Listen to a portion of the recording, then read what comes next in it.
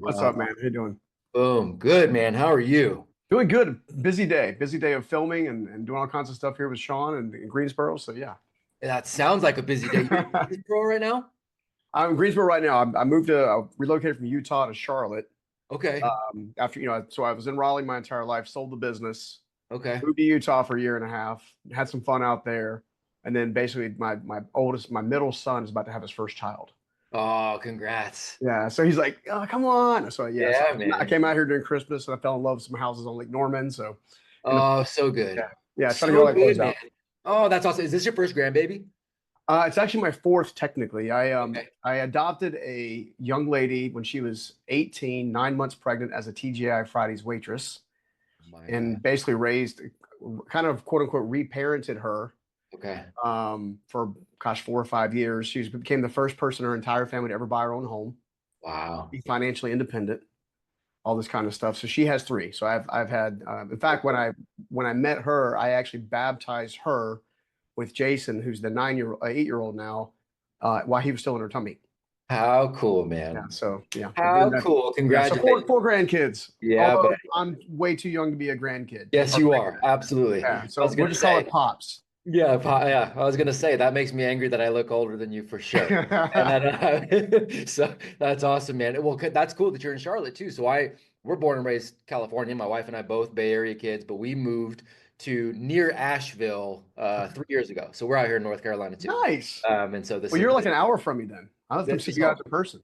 Yeah, that's what I was gonna say, man. You are already always welcome over here to the farm, man. So we Thank got you, man. Appreciate yeah, man, that. Appreciate that. absolutely. Well, thanks for coming in and hanging out with us, Oh, man, dude. during the busy day. And Yeah. we've got some of our young men and men from all over the world that join us live here too. And obviously, we'll put it out on the show here for a couple weeks, Very man. But cool. I'm excited to dive into you. I'm loving your story, man. Well, I'm a complete open book. You guys are more than welcome to ask. Obviously, the one question I get all the time is, how did you go from homelessness to building large companies? Yeah. There's a very long story there. Yes, there is. Yes. So, fortunately, there's a good chunk of it covered on YouTube and different places. But I'm an open book. Whatever you guys want to know, I'm happy to share. I'm so grateful, man. So grateful. So since we have our young men on here too, if you don't, what I'd actually love to do, man, is I'd love to go back to Stephen when he was like 15, Oh 16, gosh, right? Like I'd poor love to guy. go there and go, who is this young buck? So apparently he's in North Carolina, but Yeah, who is this young guy? Because I think it would be interesting. And again, I'm sure these are things you've talked about so many times, but I think it'd be interesting for these young guys to hear, hey, what were some of those decisions that got me to the yeah, places I didn't want to go, right? And yeah, then we'll talk about what you do now, and I want to grab some of the lessons learned and really grab some of that stuff yeah. out. But who was this young buck at 15? Ah, the young buck at 15 was actually running framing crews, believe it or not. I'll take you back a few years earlier than that. Here. So my parents were always largely dysfunctional, and I don't mean that in a negative way. That was part of their journey. They're both great humans, great grandparents. They've done a tremendous job of doing their own what I call inner work. Mhm. The earlier you get started on that, the better off your life will become. Just a nugget there. But in doing so, when my grandmother passed away, who was raising me at 11, my parents split my brother and I up, and I went to go live with my dad in the Fuquay area of North Carolina, and my mother and brother went to go to Florida. Don't know why, but went to go to Florida. And so I remember getting with my dad. My dad promised me karate lessons. I was wanted to do martial arts. I was super into martial arts, and he's like, "If you come live with me, then I'll enjoy it. We'll make sure you get fight, karate lessons for him." I was thinking kung fu, martial arts in general, right? Before jujitsu was cool. Yeah, right. And it was interesting because I never got my karate lessons. Anyway, Oh, but bait switch. yeah, so I remember he picked me up on a Thursday afternoon. School was technically still out, so we had some time before I get re-registered in a new school, which honestly wasn't a deal breaker for me because the year my grandmother passed away, I also was getting bullied on a consistent basis and learning how to be scrappy and fight. Part of the reason I wanted martial arts, like I was watching The Karate Kid and all these other older movies, right? Goonies, like Oh these yeah, are movies that I don't care how old you are, you should watch them at least once. you better believe it. Yeah, Agree. so they're amazing. But in doing so, one of the things that inevitably happened with all of this that became super interesting was I started with my dad on a Thursday afternoon. And Friday morning at 6 a.m., I was on a construction site carrying studs, like just moving lumber, right? And my father grew up. So his father, my grandfather Joseph Scoggins, was one of the 7 people in North Carolina that actually survived Pearl Harbor. Oh, wow. So he was 6 foot something, which is really funny because if you guys saw me in person, you'd realize I'm 5 foot nothing. I'm literally 5'5". Maybe a ball of muscle now because I try to work out all the time and stuff. But in fact, my friends call me Baby Rock all the time. Apparently, like a baby rock. I don't know, go figure. That's awesome. But that began my journey. But what was interesting about that, and this is a huge takeaway for anybody, is we as people typically will live by lives other people will cast on us before we learn to believe our own life lie of ourselves. So let me break this down for you. My father was successful in a construction business doing the tactical work. So he could go out and frame a house, and he could collect a check, but he was never a business person. Okay, his his employer was a guy by the name of Steve Myrick, who built houses all over North and South Carolina. Okay, home builder. I had the pleasure of meeting Steve around 11, 12 years old on a job site. And for some reason, Steve and I clicked, right? And I would always admire Steve because Steve would pay cash for everything. He would travel, do everything he wanted to do. He automatically would walk into a room and there was like this ambiance around him, his presence about him. And he was shorter than me. Like he was a bulldog of a man, like big pearly white dentures, all this kind of stuff. And I think I've actually got a picture on the about page of my website where I did like a speaking event. I have this giant jumbo size picture of him. But what was interesting about that is, so I had this period of contrast, and I think contrast is powerful. Um, you can't get transformation or breakthrough or get to your ultimate dream without going through periods of contrast. So going through periods of not so great, dark, call it dark, call it, I won't go as far as calling it evil, but challenges, adversity, obstacles, right? And then you learn what you need to learn, and you position yourself another level into call it greatness, awareness, like just your next level, right? So this level being, I didn't know any of this kind of stuff back in the day, of course. I was like anybody else. I was operating from solely from emotion, without actually processing what the emotions were feeling. But I remember this one afternoon, my father, we had just had our house foreclosed that we were in. He had just had two vehicles repossessed. And obviously, my dad, like most men, and it's because we have young men on this call right now who will become men. Here's one thing I want you to really grasp around this. If you've got a pen and a paper, please write this down or grab your iPhone, grab your thing. This could be super important. There is a lie that says that you are the value of what you can provide. We are taught in a society of men that part of our job is to go and slay the dragons and provide all the resources. If you tie your entire identity to that and you have a reversal like my dad did, it's going to basically steal your identity from you in the moment. The better place to tie your identity to is becoming very authentic to self, which means what are my gifts? What are my strengths? What are my talents? What value can I bring to the world? What helps me become safe and feel secure? These types of things are what created what I call integration.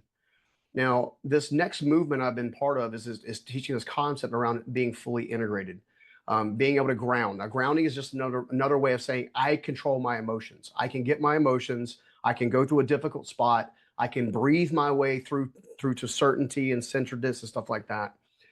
Let me go back to the identity piece because I think this is important. Men feel more congruent with themselves when they're pursuing a worthy goal. Whatever that worthy goal is, the worthy goal that you feel called to pursue. Ironically, when you pursue it with all your heart, you typically are more joy. You have more joy. You have more fulfillment, more alignment. And guys, you're going to love this part. You're super attractive to ladies. Ladies want to follow a man who is after a vision. So spend some time going after the vision more than anything else. But let me go back to the identity piece. The reason I mentioned the identity piece is because my father, while we were going through that struggle, we were losing the house, we were losing the cars, we were going through the adversity there. He was having a hard time just keeping the lights on. Like it was a not so great moment. He said this one statement over me, and I believed it for about 5 years. It changed my entire outlook on life. Catch this. Scoggins don't get ahead, they get by. Now, in his world, in his mind, he thought that was true. Yep. He thought that was true. He thought he was saving me pain. He thought he was serving me Mm. by letting me know that because I had the last name Scoggins, apparently I wasn't supposed to do much with my life. Yep, there it was. That was your DNA. Mm-hmm. So the reason I share that is because that carried me from 11 years old all the way to about 21. And in between there, at the latter part of my 19, 20-year-old side of things, I'd made a bunch of money, and I can tell you that story if you want. Lost it all, ended up homeless, ended up almost taking my life, ended up trying to train for the SEALs, ended up like all these different like little these layers, right? Mm. And it was all based on that one lie. So the one thing I want to encourage everybody watching today is I just want you to think through, is there a lie that has been spoken over you either accidentally or intentionally? Is there something you're believing about yourself that is not true? You'll know this because when you think about this thought, this subconscious belief, this lie, if you will feel drained of your energy. It'll make you feel, right? When you find your vision, you find your pursuit, all of a sudden you like stand up, your chest are back, you're like, I'm ready, let's go. That is the contrast. The good news is if you can identify the lie, you can identify the truth.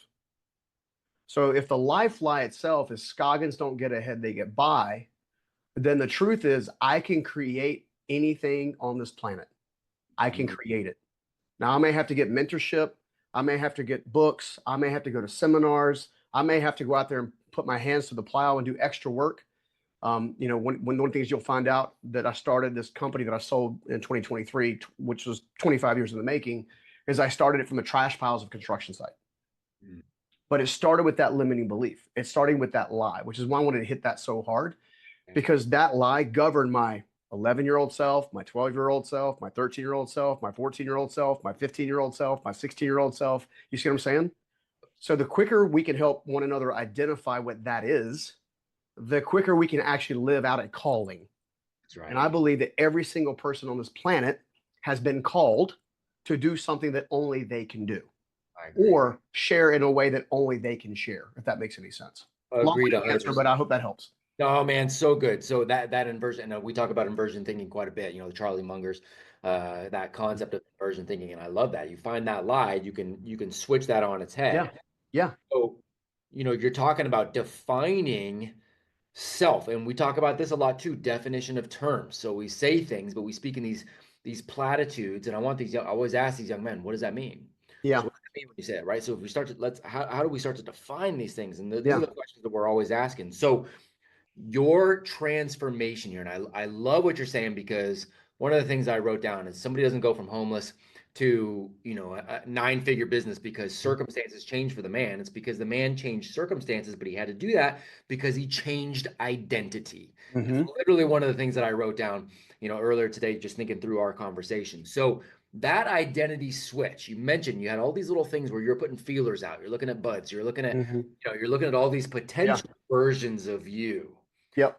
Laying down these tracks, was that an intuitive searching for the identity? Did you have a mentor that was pulling you back up saying, no, let's figure this out? How did you start laying those tracks down? And then what was the moment that you figured, ooh, this is the vision, this is the calling right here? So kind of two parts, like were you searching and feeling, and then how did you know and start to create that identity? So I would say yes and. All right. Okay. So I'm going to try my best to break this down so it's easy to understand. Your identity is nothing more than an evolution of choices. Okay. So you can start at any starting point. And if the things that you tell yourself or how limiting you can be, and I'll just use stuff that I used to tell myself, how ugly I was, how short I was, how not smart I was because I didn't graduate high school, and all these dyslexia and ADHD and all these different things. Or you can begin to look for your unique gifts, your unique divine peace. As you chase your unique divinity, your divine peace, your vision, your mission, the thing that's inside of you, your identity will begin to evolve through the power of choice. Every time you choose a healthy version of yourself consistently, you will develop a healthy version of identity consistently. If that makes any sense. Let me take that a slight step forward and put my water back down to the floor. When you begin to take this journey, you'll also find that mentors find you. Okay, so I'm a Jesus guy. I love Jesus. He's my dog. Like it took me a little while to get there, but I got there through a lot of. I can peel back lots of onions layers and help you understand how I got there. And let's just say the God that created Jesus and Jesus, it's just there's some cool stuff there. At the same time, I also now understand what people are calling quantum belief system, energetic resonance.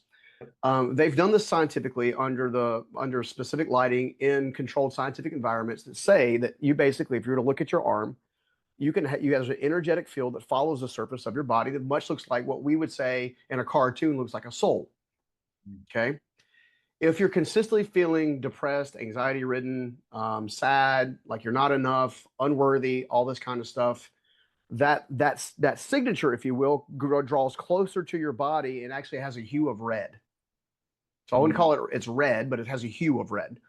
Meanwhile, if you lean into some of the belief systems that both, I believe, what science determines as the quantum, the place of abundance, which is where, believe it or not, AI is kind of evolving from, is this quantum mathematical theorem, which is how they're coming up with their own variation of computer consciousness. The same mechanism happened at the time of creation. That time of creation created what Jesus referred to as the kingdom of heaven. Okay, the kingdom of heaven has two specific components to it. It's a complete abundance and complete love. Okay, I'm gonna take this for those who don't necessarily share my faith. I'm gonna break it down a little bit more. The science has actually shown that if you actually operate from a place of healthy worth, complete self-acceptance, self-love, self-identity, self-care, okay, and the belief of abundance. It's not even that fact that you have to have abundance. Like I was a 9-figure earner 7 years before I became a 9-figure earner. I began to close my eyes and try to embody what it would feel like to be a 9-figure earner. How much good in the world could I do? How could I, where would I travel? Why would I travel? What would I say if I grace a stage? Why would that be important? All this kind of stuff.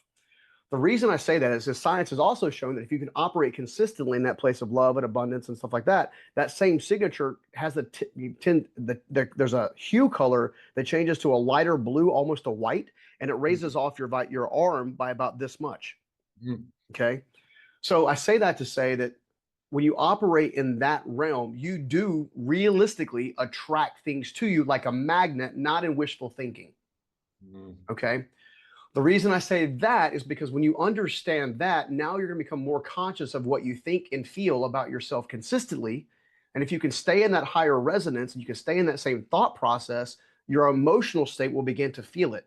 You see, what we underappreciate is 95% of all of our behaviors are done through subconscious.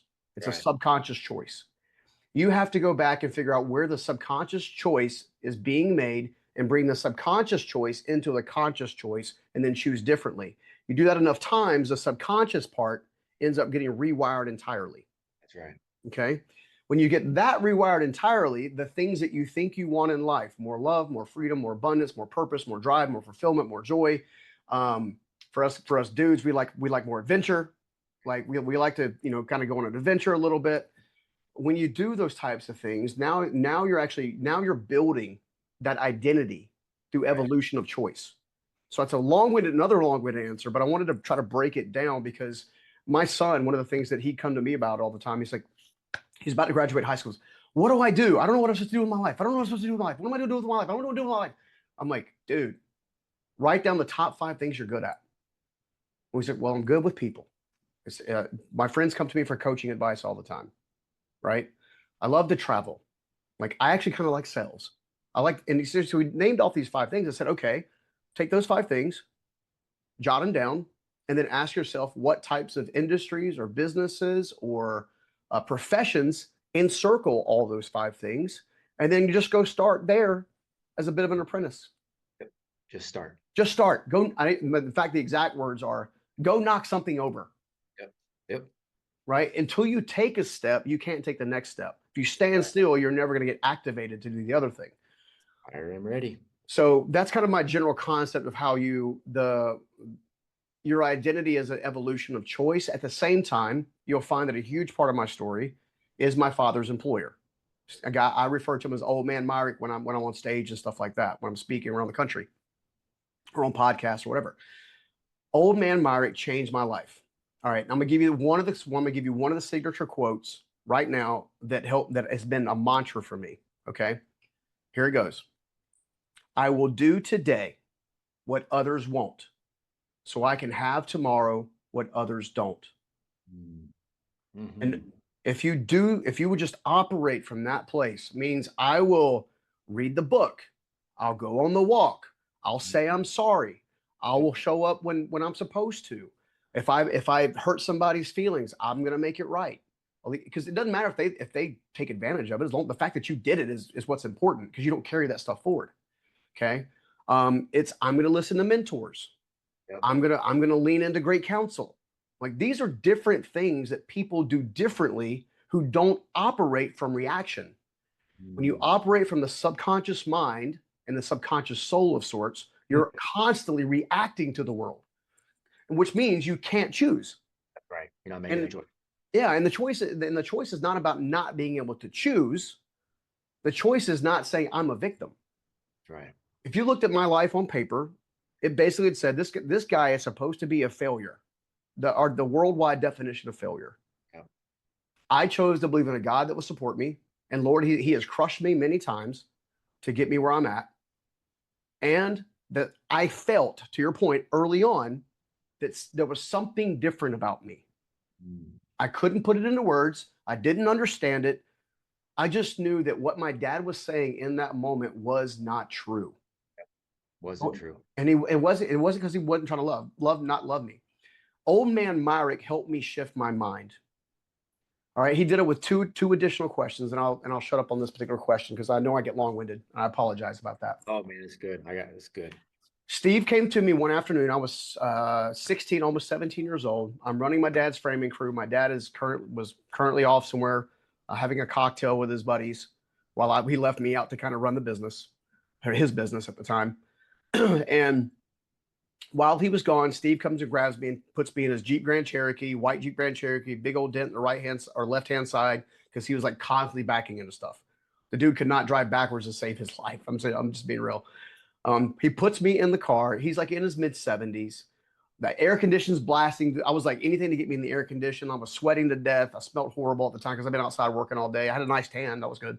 But he puts me in the car and he looks at me. He goes, Steven, I got a couple questions for you. I'm like, okay, cool. Whatever. He goes, what's the difference between a rich man and a poor man? And I thought I was being cute because my initial answer was, duh, it's money, man. Rich man got money, poor man ain't got no money. It's money. You would have thought he was about to smack me in the back of my head. He was like, absolutely not. It's the way they think. The next question was more important. He said, Stephen, do you want to learn to think like me, or do you want to continue thinking like your father? Now, my father was always borrowing and never repaying. My father now this is my old dad. My dad went through his own transformation. He's amazing now. Sweet old man now. He was an alcoholic at the time. He had a really hard time with his marital relationships. He was a heart-centered dad, so he tried hard to be a good dad, but it was all about work ethic. Again, he thought that if he provided well, that we would love well, that we would feel loved well. Okay. Meanwhile, Steve was incredibly generous. There was nothing for him to leave $1,000 in cash under a basket of hush puppies here in the Carolinas, which barbecues here is huge here. It was nothing for him to mentor someone in need. It was nothing for him to actually create a path for financial assistance. Let's say one of his other construction people doing another trade needed money, he would create a job for them to do just so they could earn it. He would never give it, but he would always make a way for them to earn it.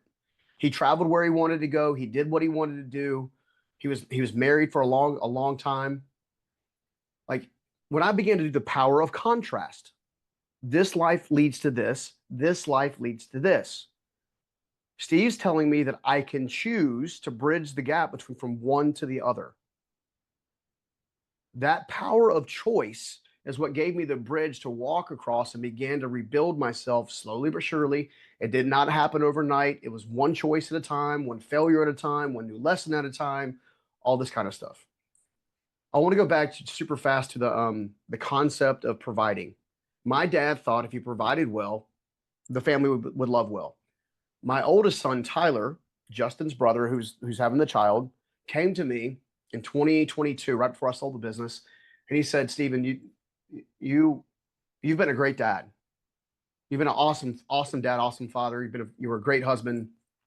He goes, "But if there's one thing you can do differently, one thing," and of course my ears perked up. I was like I'm gonna about to be coached by my kid, man. This is gonna be awesome.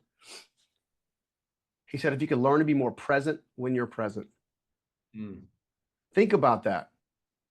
It didn't matter if I made another $1 million or if we won another trip to Hawaii or we bought another car, bought another house. Like it didn't matter to them.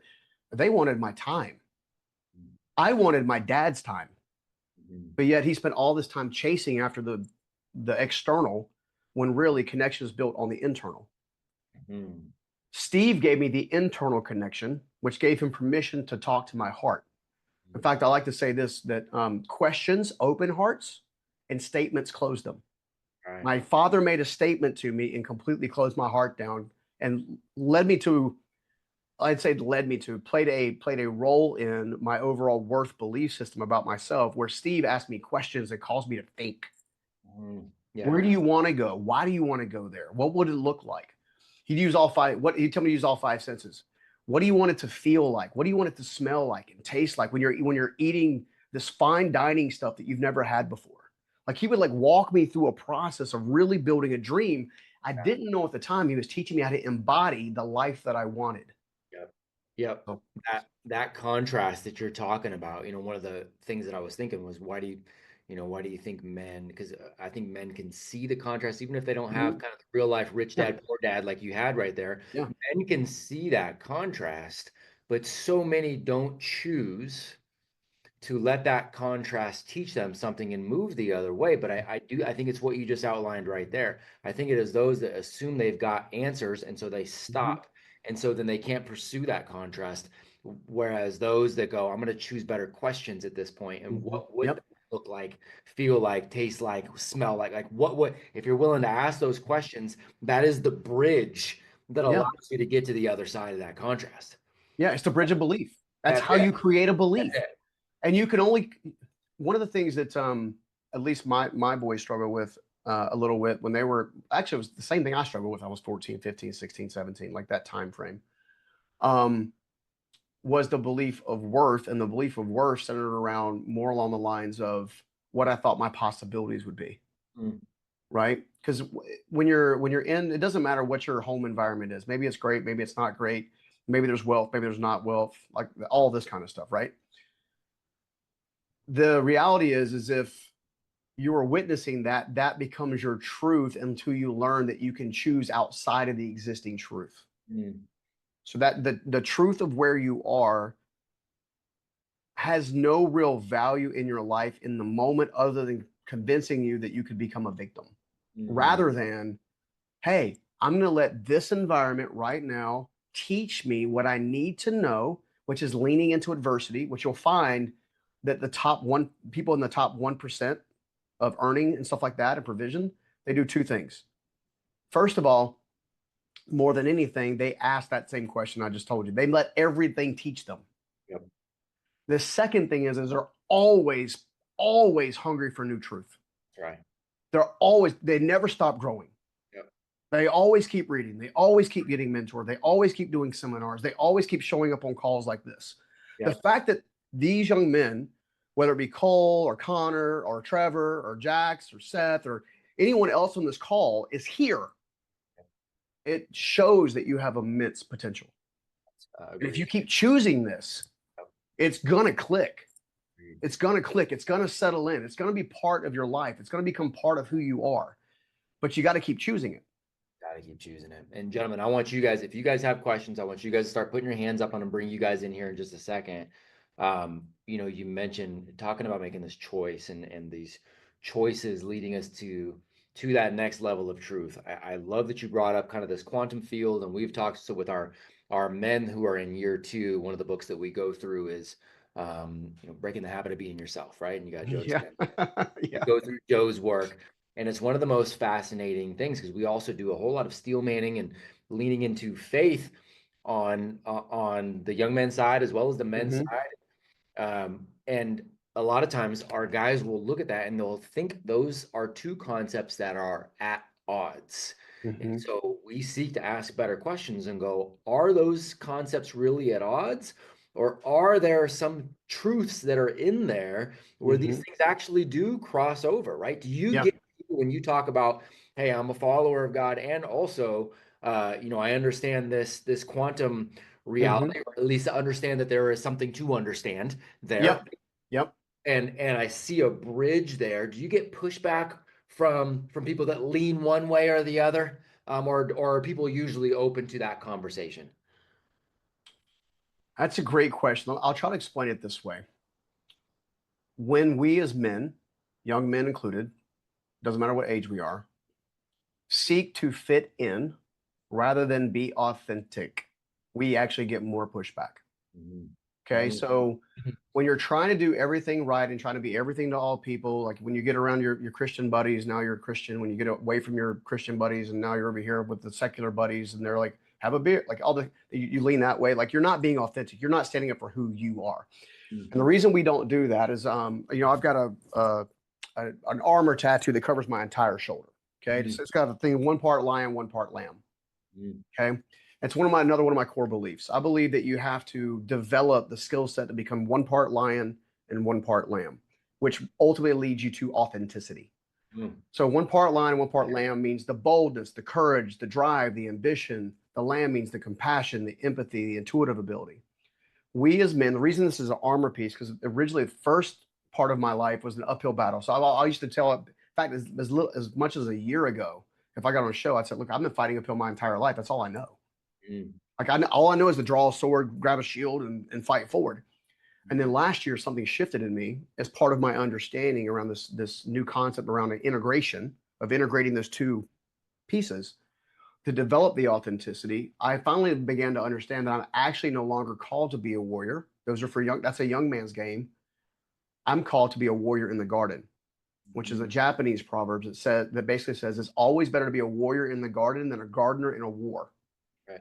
In other words, it's actually a good thing that you learn to fight. You have the drive, you have the ambition of things of that nature.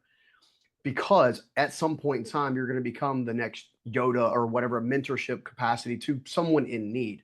The greatest purpose in life you'll ever have is serving the person you used to be, which mandates that you continually become something more. Mhm. So another long-winded way of saying it all comes back to choice. It all comes back to authenticity. They say in the energetic world with if you use the energetic verbiage and the Bible actually supports this, that the greatest highest vibration is love and only one thing is above it is called authenticity. I find that when I show up and I'm just me.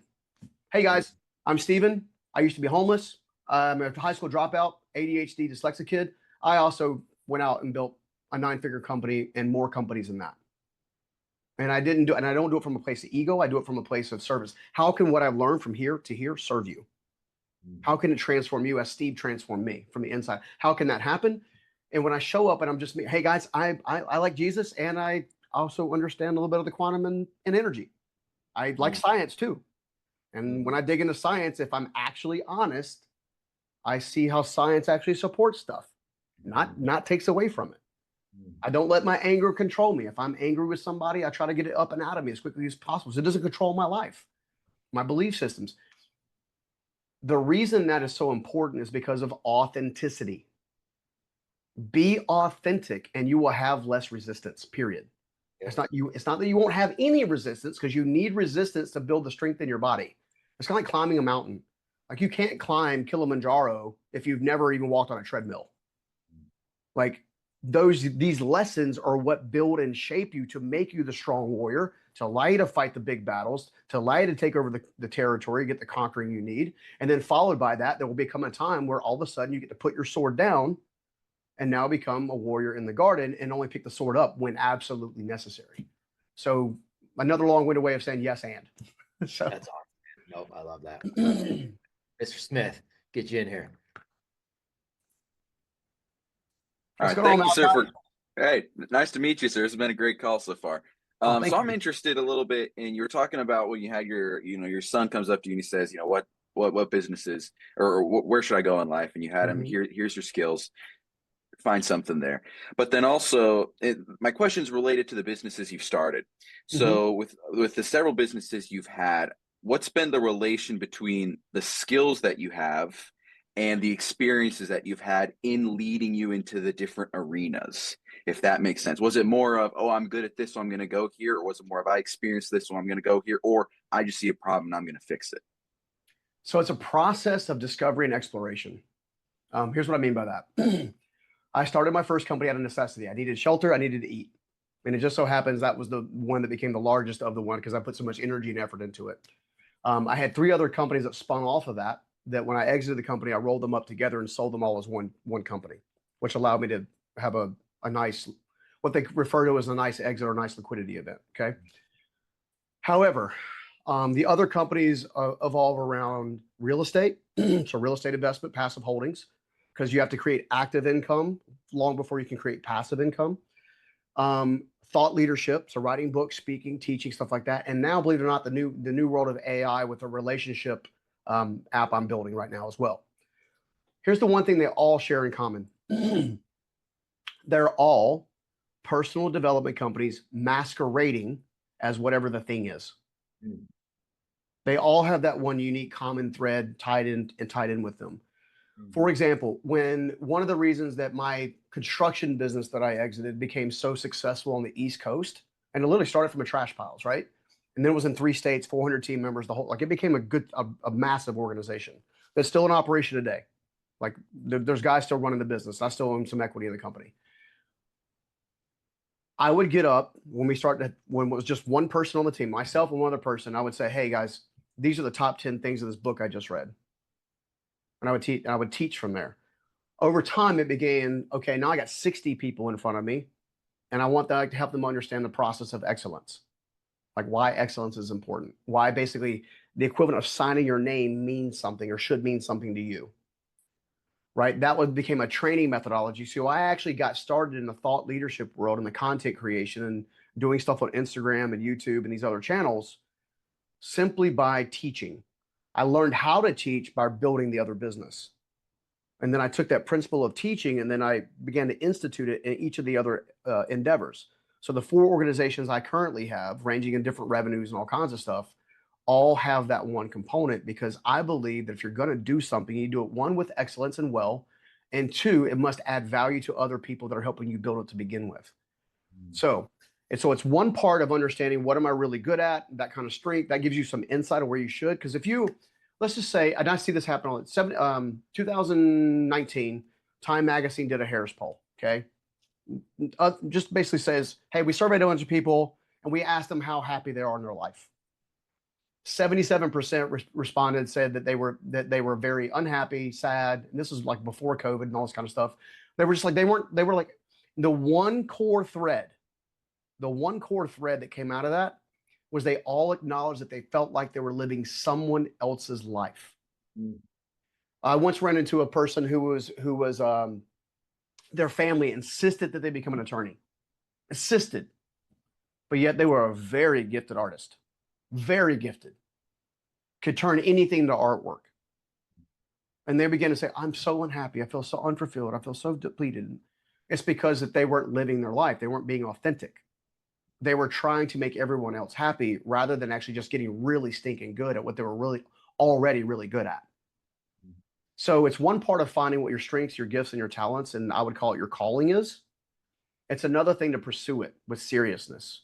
And then as you get one anchor, where you get one piece done really well with excellence, where it's got passive income coming from all over the places, and you have a nice, good team that can help you run that thing, now you can spin off and do these other things, which is what I did.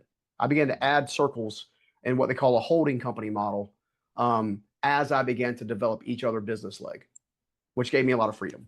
Is that helpful? Yes, sir. That's very helpful. Thank you. Absolutely. Really good. Good question, Malachi. We're talking about that. We just had a conversation not long ago on the show. I was talking about being on speaking for a series of banks in the Midwest and was on a private jet Mhm. with the owner of the banks, and he was Mhm. talking about how his life had been laid out for him and how miserable he was as the CEO. We're on his jet, and he's talking about, Yeah. how miserable he is. And then we land, and I meet the gentleman who was 40 at the time. He was about to retire. He had gone straight into his passion of airplanes, and he had started fixing airplanes, and he worked at this little private airfield for 22 years and made a ton of money doing the things that he loves, and he was about to retire and move on into the sun. It was, it's speaking directly to that. And excellence comes out. It's easier to find when you're pursuing that kind of thing too. And I love that you're mentioning excellence as you're looking kind of just in industries in general. And you're looking at people who are building companies, you're looking at people who are helping others with personal development. Who are people you are paying attention to now? And you're like, ooh, they're operating with some level of excellence. Is there anybody you're kind of keeping an eye on and just really like what they're doing because they're bringing excellence to the table? So yes, I wouldn't be able to rattle them all off at one time, but I'll give you a few. Let me share with you at stevenscoggins.com. You can go to the blog section, and there's a blog I wrote probably 7 years ago on a concept called the 8 pillars of life. Okay. It's loosely built off of Zig Ziglar's Wheel of Life that he had in the 70s, I think it was. Yeah. I just structure it completely different. And then I add the 8th pillar, which is contribution. So finding a way to take everything you're really good at and contribute to the world, whether it's through commerce or whether it's through just showing up and being helpful, right? The reason I say that is because each day of the week, so there's 7 days in a week, I choose one pillar to focus and go deep on. Okay, so let's say Monday's emotional, Tuesday's physical, Wednesday's financial, Thursday might actually be relational. And I go each lane. Okay. I historically will find someone who I vibe with at a few different levels. First of all, they have to have character. Their yes has to be their yes. Their no has to be their no. Secondly, they have to actually know what they're talking about. They're not just, driving up in a Lamborghini on Instagram and claiming it's theirs and all this kind of junk. They have to be legit. I have to know that they have to have earned their position, right? That moves you away from gurus and actually gets you more in front of guides. That's what Steve Myrick was to me. He was a guide. I had lots of people telling me how to do it quickly and get rich quickly and stuff like that. And none of those people exist anymore, by the way. And the third thing I want to make sure that they do is I want to make sure that they actually have a heart of service. Okay. So I say that loosely, but those 3 criteria are the filter that I funnel every person I potentially listen to through. Right. Then I go and identify one person at a time for each of those pillars to study. If I have access to them, a course, which most people have some form of free content on YouTube and Instagram and TikTok and stuff. TikTok is a little distracting because you can get a blurb or a concept, but if it doesn't drive you to go deeper, then you probably need to go look on YouTube for the same answer to the same question, right? So you can actually get some more details, or Rumble, or one of the long form content platforms. Once I run them through that and I pick my segment, now I'll go pick someone. So for example, my good friends, John Gordon and Ed Milet, both of those guys are really big into Jesus and also really big into energy. They're also both super successful. They're great authors. I actually hosted Ed Milet's book launch back in 21 at my live event center in Raleigh and became really good friends with him. If I want to know financial matters, I actually went and read many of Tony Robbins' books to understand private equity and stuff like that, because that's the world I'm now in. I stay away from that, and this is no harm or foul, but I stay away from the Grant Cardones and the Ty Lopez's and the stuff like that because they don't make it through my filter. Yeah. Now, I know Grant personally. Yeah. And he's a great dad. He's a great husband. He's a good dude when you're around him personally. He's not his brand, but I'm looking for alignment and congruency. So these people have to be they have to be the same person in an office as they are at home as they are online, basically. So those are 2 that I like. And I also like Patrick Bet-David. Yeah, Patrick. I really vibe with Patrick Bet-David. He and I have only had a couple of interactions so far. But the dude is smart. In fact, his book, Your Next 5 Moves. Yeah. Oh my, that is so stinking good for someone who thinks they might actually want to become an entrepreneur. It was really good. That was a really good book. Actually, I had him right as that book launched. We had him on the show, and he came in. Spoke with him, and I ended up buying that book for all of my employees at the time too. That was a good one right there. So yeah, solid guy. Yeah, Super so these types of guys are people that I'm really kind of leaning into. very good. I also like Brene Brown because Yeah, one of really. the things that you're going to see with us as men is we're not going to want to take this armor off. Yep. We're not going to feel safe. We're always carrying the armor, and we never feel like we can set it down to just breathe and heal and feel better. If that makes any sense. So the whole Mm, concept around vulnerability, which is the number one adversity all men face, is learning how to become vulnerable with themselves and with people that they trust because they're scared. They're scared. It's like, that's right. if I let my armor off, this person's going to hurt me. That's right. So part of like learning who these people are should be who can I learn from and grow from where I feel okay to take my armor off without like I'm going to be injured. Yeah. That makes sense? Yep. No, I love it, man. And that it goes back to that emotional the emotional skill set that you mentioned earlier too, which is another one that I love. You know, we've talked about I have on this show quite a bit. I have a contract with my wife and my children. It's our family contract. We've all signed Mhm. it, and one of those rules, so to speak, is to be an emotional ninja, and it goes into Yeah. multiple layers around controlling emotions, but understanding what emotions look like, defining those emotions, being able to be vulnerable. What does that mean? Because that's one of the harder things Mhm. for me. How about for you? What's one of the it's having those conversations, Ooh, I man. love that. I love that. That's so Really, awesome. really good. Seth, yeah, no worries on. He says, I want to take time from the Yemen question. How do I have self-love or self-worth when I see myself fail? You're seeing an importance of authenticity, but at the same time, we're called to become better and transcend the former self. How do you marry those concepts? So it's failure and that's an authentic part, and you're trying, you're going to fail as you try to get to that next level to transcend, to be better than the former self. And I wrote down what you had said too, that ultimate Mhm. personal development is serving who you used to be, right? And you're obligated to get better so that you can do. I Mhm. love that so Yeah. much. So how do you marry that with the self-love and self-worth piece when you Yeah. are failure? How do you deal with that? So I like other people growing up. If I failed at something, I would just see myself as a failure. Sure. Okay. Believe it or not, it's actually one small pivot that you'll have to remind yourself of a dozen times before it sticks, which is there is no such thing as failure. Mhm. You either win or you learn. And if Mhm. you learn, it's going to take you towards winning. So if you get cut from a sports team or you find yourself doing something you wish you hadn't have done, the sooner you can forgive yourself and learn the lesson, Mm. document the lesson, and actually, I mean, I've got a lot of my AI tools now trained. So I'll say, hey, here's what just happened. Mm. Um, here's the kind of person I know I want to become. Help me find the pattern to break this cycle. And believe it or not, most of the AI tools now, once you've actually done a little investing into it, like talking to it on a regular basis and letting it get to know you some, Yep. will actually help you find the pattern. Yeah. One of my most recent ones is called something called a rescue program or caretaker program, which is another way to say that for a long time, if I saw someone in need, especially the people I was dating or whatever, I would want to try to rescue them out of whatever their situation was because I could. I had the financial resources, I had the professional training, and so I would want to jump in and rescue. And then I realized that that was actually impeding me from having the types of quality relationships I wanted. So there's an idea of where on the surface, because I had failed relationships, Mm. I could have said, well, that makes me a failure.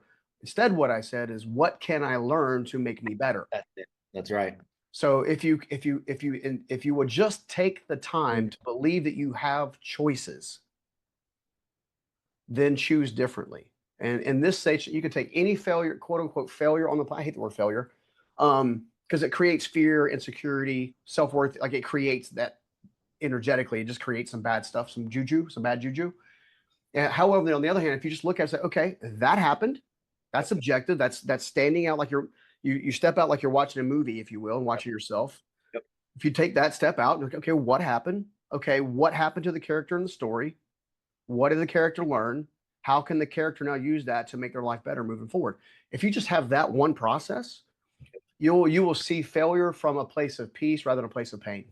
That's right. That's exactly it. And Seth, I'm so glad you asked that question too. It And was I'm a glad great question. that's that's that's the beauty of writing is specifically that, what Mr. Scoggins just said there, putting it down on paper allows you to look at it objectively and go, okay, if this was a story, if this is somebody else's story, here's what it is objectively. What is the lesson? What is the moral? What is the thing that we get to take from that story to Mhm. learn and then go apply? Yeah. That's Take a look at everything like that. You can't label it as a failure. Failure is only like failure. I would guess, or I would say maybe is you go, you know what? I'm not going to pull the lesson out, and I'm not going to change. I'm not going to get the lesson There you out. go. I'm going to go ahead and do the same thing again, and then There I'll you be go. mad at myself again, and because then you're quitting, right? That's Mhm. that's the closest thing you're going to get to failure. As far Yes. oh, that's really good.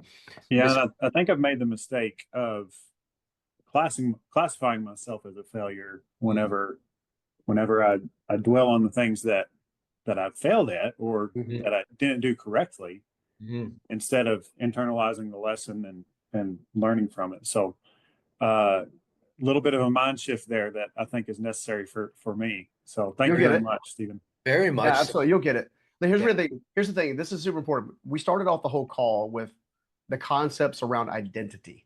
Bingo. Okay. No event in your life is an identity play. It's an event. It's a situation. The meaning that you place on the situation determines whether or not it creeps into your belief system and the quote unquote becomes part of your identity. Your identity, from my perspective, is how God built you. Mm. Your strengths, your unique value, your unique way of communicating, your unique way of showing up in the world, that kind of stuff, which takes time to really discover. Mhm. But you only discover it by going through moments in the situations that we would deem as failure. But failure is never an identity. All it is, it's an indicator that there's a lesson to be learned. That's all it is. That's right. That's right. That's exactly it. And you go back to those factory settings. Ah, so good. Seth, I'm glad you asked that question, man. Really Agreed. good. And Yeah, Mr. thanks so much for answering. Yeah, Absolutely. My pleasure. and Mr. Wellens, you'll have the last one internally here so we can honor time because we're gonna go. We'll make sure everybody knows where to find Mr. Scoggins too. So let's get you in here, sir. Absolutely. Hey, Oh, Jeremy, how you doing, man? doing good. Hey, thanks for coming on with and spending time with us. My pleasure.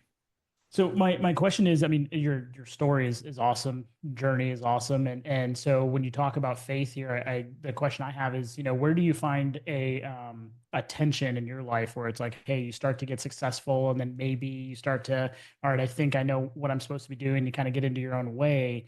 Versus, I think you talked about still navigating, in that growth of faith and maybe feeling some tension of like, oh, somebody's pumping the brakes on me here and telling me like, or you're letting this thing that I've given you, you're putting that first instead of me first, right? Me being God, and I don't know.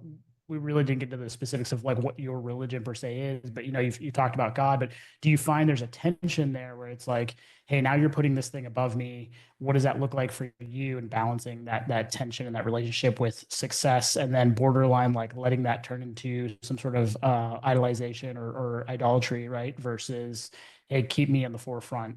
I've given you a mission. I've given you a task. I've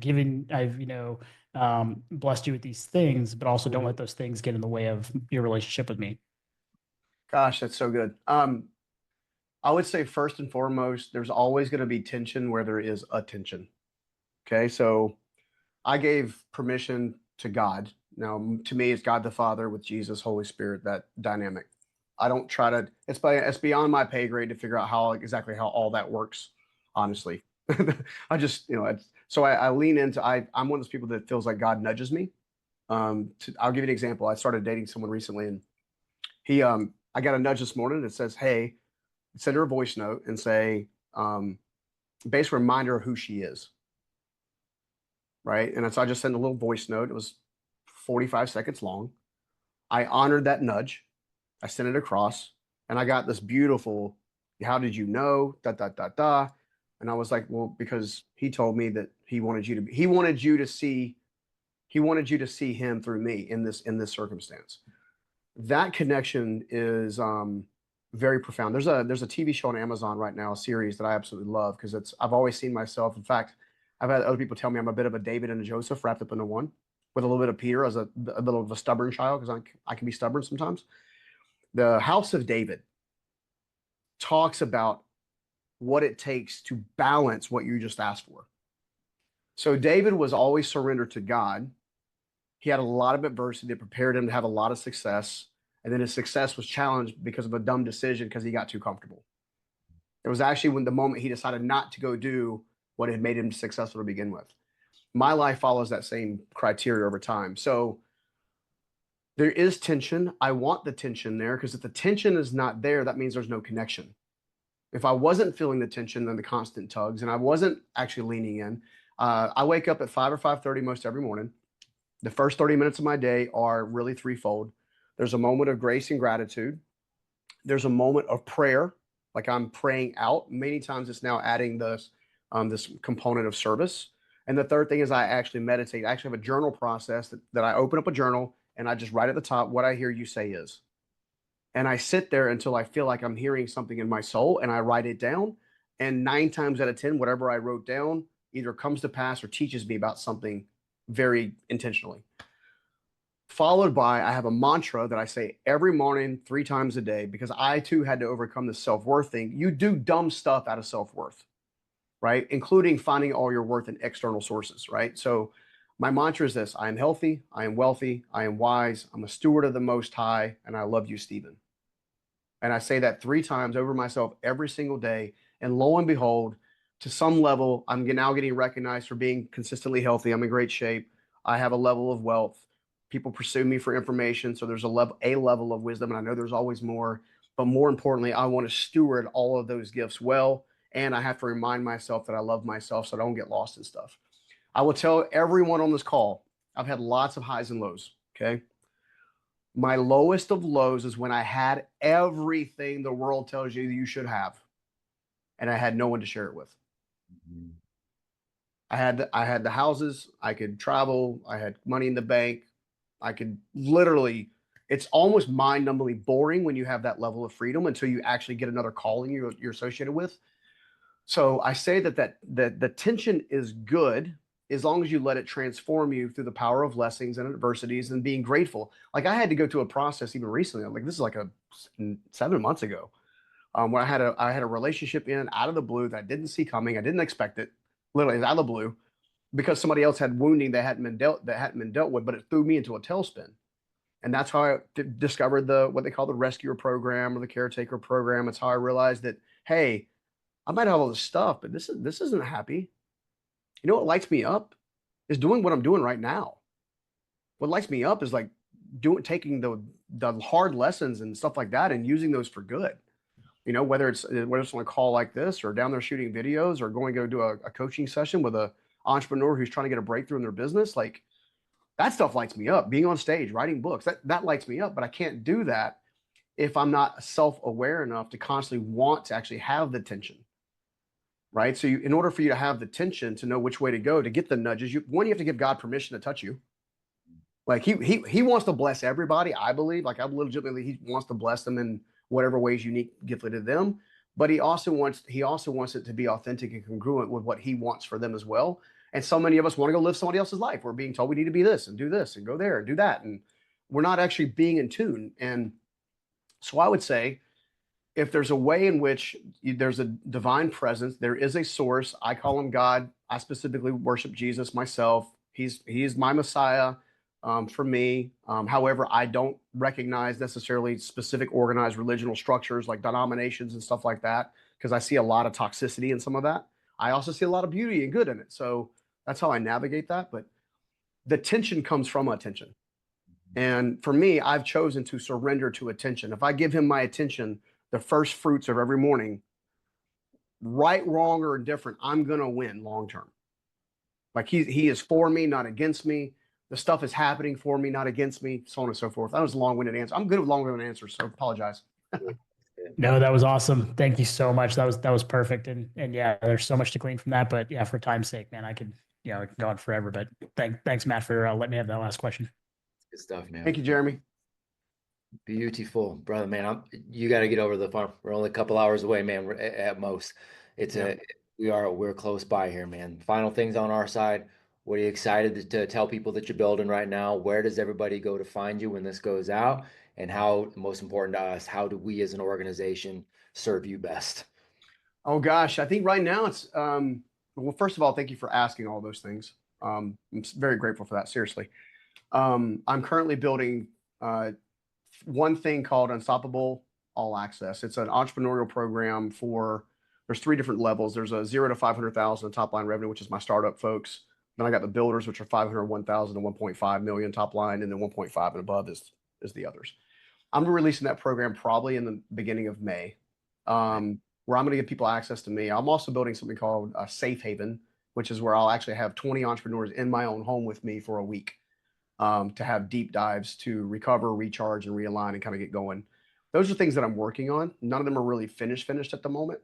The integrated entrepreneur will come out mid next year. So I think that the ask, or if I was going to ask selfishly to ask for anything, it would be just, hey, let's stay connected. Follow me on Instagram. I'm very active on TikTok and Instagram specifically. More Instagrams where I kind of my team, both my team and I have access to my DMs, as you know, Matt. So which is good. Oh, good. Good thing. And just help me share the love. I'm actively trying to serve. I actively want to build a community of just fantastic people. I specifically serve impact-driven professionals and entrepreneurs. Like if impact is what you want in the world, I can teach you how to generate income from impact, right? But it's the impact is what creates the overflow. Closing thought, and Instagram is nothing more than Stephen with a PH_Scoggins. You obviously you're welcome to share it, Matt, if you want. Billy Graham said before he passed away, probably 7 or 8 years ago, maybe 10 years ago now. He said that the greatest move of God was going to come through the marketplace, not the church place. Now this is Billy Graham. And if you guys don't know who Billy Graham is, I would Google Billy Graham. He was a very, very rare special man. And the fact that he recognized that the next major move was going to happen in the marketplace, the business sphere, the professional sphere, was just profound. Because where we spend most of our time, as we're kind of doing our gifting and stuff, we're going to spend more time in the open market with other people, right? You spend less time at home than you do in the workplace by the time you're actually out on your own and stuff. So anyway, another long-winded answer, but that would be my ask. Thank you so much for asking. Oh man, no, that's an easy time, brother. I appreciate you. Appreciate the way you're showing up in the world, man. I'm gonna take these guys through a debrief here for a little bit. I'll have office hours after that with some of our affiliates that are launching professional development campuses all over the world. That'd be a blessing. Yeah. So man, we've got 100 plus. I'm going to be looking for affiliates with 40% commission. So man, oh man, yeah. So we got a lot. Yeah. So we'll chat, man. I'll reach back out here in a few hours, and just again, I just want to thank you for everything that you're doing, man. You guys give a big thank you over here to Mr. Scoggins too, huh? Thanks, guys. Thank you, I sir. have to go jump into a coaching call. So Beautiful. Do it. hey guys, much brother. love. Thank you, sir. Take care. Bye, guys.